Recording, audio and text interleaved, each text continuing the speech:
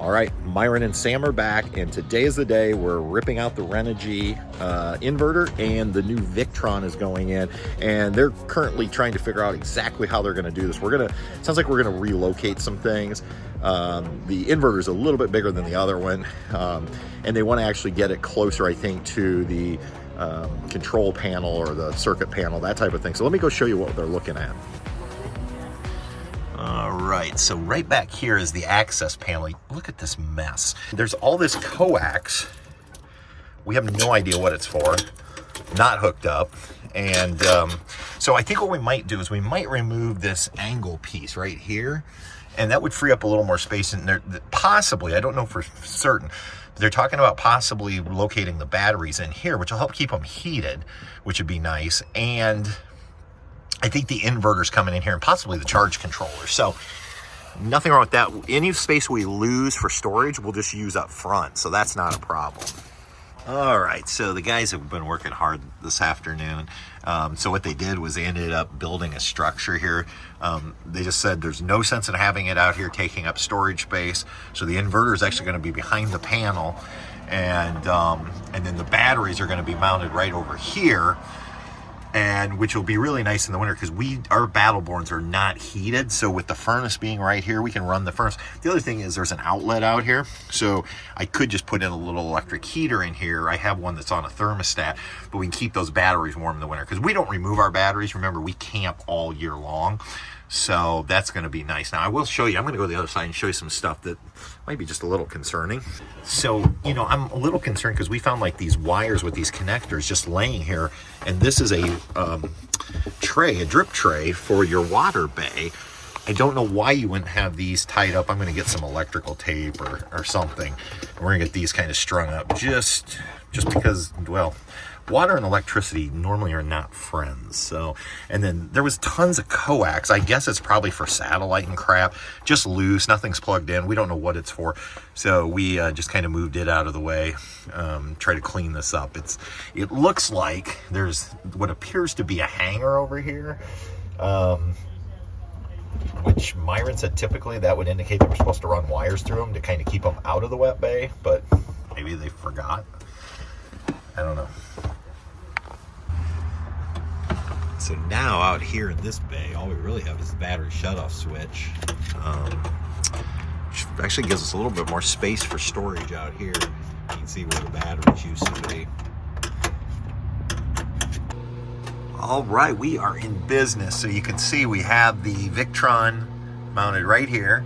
There's our 200 amp hour batteries. We got the shunt down there. There's the smart dongle, which allows us to control it from the smartphone.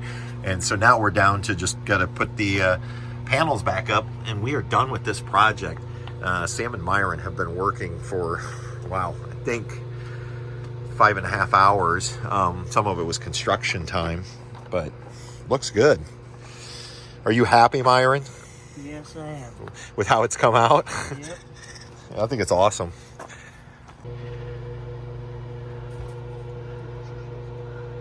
All right, you can see they've got it all put back together, and I've already loaded the stuff in here.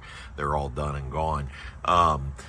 They ended up going ahead and cutting this one just to kind of bend around the batteries, and unfortunately we got just a little too deep on our cut, so I'll probably get some just like Gorilla Tape or something to help hold that together. But this still looks really nice in here, and now none of the equipment you know, is showing. I'll go around the other side, and then over here this one just holds on with this bungee, so you can come around, just kind of get another view. So we didn't lose really any space, maybe just a little bit on this corner where we had to make that bend, but I'm okay with that because it really cleaned it up. And then let me show you out front. So this is the front bay, and this is where our batteries used to be. So what I need to do now is I'm going to have to find a way to seal this. I'm assuming this was some kind of vent, part of the venting system, if you have lead acid batteries. So I'll get something to seal that up because we don't want any rodents or anything getting in here. But that's going to give me a little bit of extra room, and then I just got to kind of finish up in here cleaning up. But now I'm going to be able to store my table flat against, and then I've got like my extra 50 amp power cord. I carry some orange blocks, things like that. Now I'm going to bring up like all of my washing and you know, brooms and things like that. We can store those up here. Who knows what I might do in here. Maybe I'll carry some my liquids in here, like, you know, soap for washing the trailer, stuff like that. So the battery disconnect, they went ahead and left up here. And so if I do need to disconnect the battery, I do that. And then this was the old junction box for the pre-wire, but that now is not being used at all. So anyway, kind of gives you an idea of what it looks like here. So if we lost any space in the outdoor storage, I'm pretty sure I gained it back here. All right, so Myron and Sam are all done. Now, I didn't film like the whole install, but I just wanted to do this video more as an update for you. So we are completely hooked up. We actually ran the AC off of our batteries. We're not going to really be doing that because with only 200 amp hours, we wouldn't be able to run that long, but we could theoretically.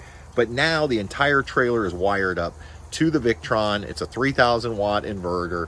We got plenty of power, so if we're overnight at a harvest toast or a Cracker Barrel, we can run the microwave, we can run everything. You know, our outlets will be live, we can watch TV, and you know, we'll be good to go with that. And if it was extremely, extremely hot, we could flip that AC on for a little while, maybe pull out a little bit of the heat if we absolutely had to. We do have that 455 watt solar panel, so if it was a good sunny day, we could put some of that back in. But understand, nowhere close to how much goes out. I think we were pulling about 1,500 watts running the AC, and that was, I think, the only thing running. So quickly we'll drain it. So I'm cooking some dinner. It's a late dinner, and you can hear it's setting off the alarm. So I gotta go. Until next time, we'll see you on down the road.